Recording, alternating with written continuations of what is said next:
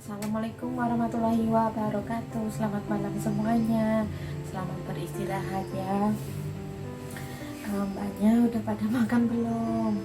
Yang di Indonesia pasti udah ngumpul-ngumpul sama keluarga ya, udah nonton TV lah, udah minum kopi lah dan lain-lainnya. Tapi kalau yang mbaknya yang di luar negeri itu biasanya jam segini ada yang sudah istirahat, ada yang belum selesai kerjaannya, kadang sampai jam 10, 11, 12, bahkan sampai jam setengah 1. Semoga mbaknya ya yang di sini ya, yang kerja di luar negeri tetap sehat, dijauhkan dari penyakit ya, biar mereka bisa menjalankan aktivitasnya yang majikan mereka berikan ya. Amin. Nah, untuk kali ini mbak saya ini berpesan sama namanya memberi himbauan lah, memberi peringatan lah ya. Kita di sini di luar negeri ya mbak, yang jadi PMI, yang kerja luar negeri, yang cowok, yang cewek ya, kita di sini harus berhati-hati ya, jangan membuat nama kita buruk di negara orang lain ya mbak ya. Selain nama pribadi kita juga jelek, terus nama negara kita juga tercoreng gitu kan, kita harus berpikir sampai ke situ, jangan hanya memikirkan egois ya. Kita harus bisa mengontrol egois kita ya. Nah, itu pesan saya di sini, kita berhati-hati, jangan bikin masalah ya Pak ya. Kenapa ya, namanya rezeki itu kita nggak tahu. Siapa tahu kita di sini jadi TKW, terus ada anak-anaknya yang sukses jadi dokter, dan jadi guru, dan di TNI, atau bahkan jadi polisi ya.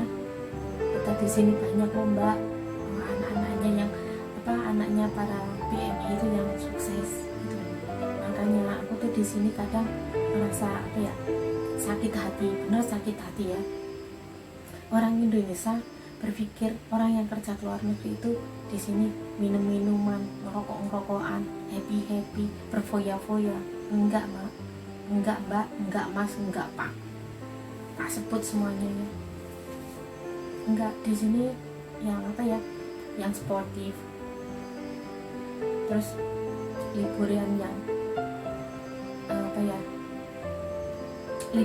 yang masih yang wajar-wajar pun masih banyak di sini. Di sini ada kegiatan-kegiatan, ada pengajian lah, ada yang rias pengantin lah, ada yang khusus masak lah. Di sini banyak mas kegiatan-kegiatan yang positif gitu loh. Jadi kalau di sini itu jangan jangan mengecap nama BNI semuanya itu seperti itu, enggak. Mereka aja BNI yang pikirannya nggak tahu kemana gitu loh. Nggak semuanya BNI itu kelakuannya seperti itu, enggak ya itu. Nah, untuk saat ini kenapa saya berpesan seperti itu ya, namanya kita di sini ntar kita pulang sukses, punya duit, punya rezeki, siapa tahu bisa naik haji, satu bisa jalan-jalan ke luar negeri, yang kedua holiday gitu kan, refreshing gitu, pengen tahu kerja maksudnya perjalanan ke luar negeri gitu loh. Itu semuanya kan harus butuh visa kan mbak. Nah, yang menjadi pokok permasalahan di sini adalah pengurusan visa atau pengajuan visa kita.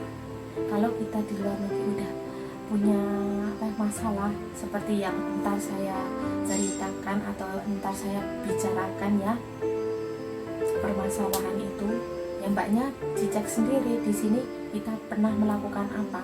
Nah, mbaknya di situ akan tahu, dan bisa enggak ya saya keluar negeri. Nah, daftar di situ ada. Pertama ada berapa ya, kalau nggak salah ada 10 penolakan pengajuan visa. Karena apa? Ya karena ada hal-hal yang bersangkutan sebelum kita jadi orang sukses atau sebelum semasa kita jadi tenaga kerja di luar negeri ya. Kita mempunyai catatan gitulah. Kita mempunyai catatan yang disimpan di imigrasi atau kedutaan gitu loh. Makanya saya pesan di sini banyak berhati-hati gitu loh. Agar apa? Rekod nama baik kita ada di situ. Jadi kalau kita pengen kerja keluar, maksudnya jalan-jalan di luar negeri, holiday di luar negeri, bisa lancar tanpa hambatan gitu loh. Cara meminta permohonan minta visa ke kedutaan atau imigrasi itu berjalan lancar gitu loh maksudnya. Nah, yang satu, tidak memiliki apa ya namanya alasan atau tujuan berapa hari kita ke luar negeri ya, berapa hari tujuan ke luar negeri dan berapa hari kembali ke Indonesia, itu kembali ke tanah air. Itu kita pun harus diisi di formulir permohonan visa yang kita minta dari imigrasi atau kedutaan. Itu harus jelas gitu. Yang kedua, kita membuktikan finansial atau keuangan kita atau dana atau tabungan ya yang kita miliki. Di tabungan itu kita memiliki berapa uang, itu pun harus ada laporan. Kedutaan pun akan meminta gitu loh. Jadi orang ini mau melakukan perjalanan ke luar negeri itu bisa enggak, mencukupi enggak dananya gitu loh. Itu harus ada juga. Jadinya laporan itu harus wajib diikut sertakan gitu loh. Terus yang ketiga, tidak bisa membuktikan interior atau perjalanan atau lokasi tempat yang kita tuju itu kita nggak tahu gitu loh. Nah ini kita kan curiga, wah ini mau kemana ya, orang ini mau jalan-jalan kemana ya, kok arah tujuannya nggak tahu gitu. Kedutaan juga curiga, imigrasi juga curiga, makanya dia akan menolak gitu loh. Terus yang kelima, surat referensi atau meragukan atau mencurigakan dari perusahaan atau masnya mbaknya kerja ya, itu pun ada, harus dilampirkan gitu loh. Banyak bisa di perusahaan, terus di perusahaan itu banyak ada masalah apa enggak gitu loh. Itu pun harus diikut sertakan gitu loh, dalam kita mengajukan permohonan visa di imigrasi atau kedutaan. Terus yang keenam ini pastilah yang namanya perjalanan kan kita nggak tahu ya, ada apa-apa kita nggak tahu, adalah asuransi perjalanan. Asuransi perjalanan itu perlu kedutaan dan imigrasi pun wajib meminta laporan gitu loh. Dan mbaknya kalau sebelum kita mengajukan permohonan visa, kita harus mengajukan dulu dari perusahaan asuransi. Dan di situ nanti kalau udah disetujui, banyak dikasih surat persetujuan, itu baru diikut lampirkan di formulir permohonan visa ya, visa kunjung ya, itu pun harus ada. Terus kenapa? Karena kedutaan mempunyai wewenang, mempunyai kuasa gitu loh, untuk mengetahui seberapa besar perusahaan itu memberi asuransi kepada mbaknya gitu loh. Maksudnya itu kan, itu yang wajib ya. Terus yang ketujuh, paspor expired atau paspor rusak. Sebelum mbaknya mengajukan itu permohonan visa kunjung, mbaknya juga harus mengecek visa, mbaknya visanya masih masih berlaku atau enggak gitu lah, udah expired atau belum gitu. Kalau masih belum expired tapi udah jangka dalam 6 bulan itu udah mau expired, mbaknya harus tetap cepat-cepat memperbarui gitu loh, memperbarui paspor lama gitu. Terus sama yang apa namanya, paspornya rusak itu pun juga akan menghambat proses permohonan surat visa gitu. Makanya di sini kalau masalah apa yang mengurus visa, surat visa itu rumit gitu Mbak. Terus yang ke 8, pernah bermasalah misalnya kayak kerja menjadi BMI maaf, menjadi kerja BMI ya. Kebanyakan kalau di Malaysia dan Taiwan ya, itu biasanya dia apa ya, permasalahannya adalah dia itu gelap, pelarian. Kalau di Malaysia dia itu datang tanpa izin, nggak ada visa gitu. Hati-hati ya, itu pun harus jadi apa, jadi peringatan juga, jadi peringatan kita ya, maka kita lebih berhati-hati gitu loh.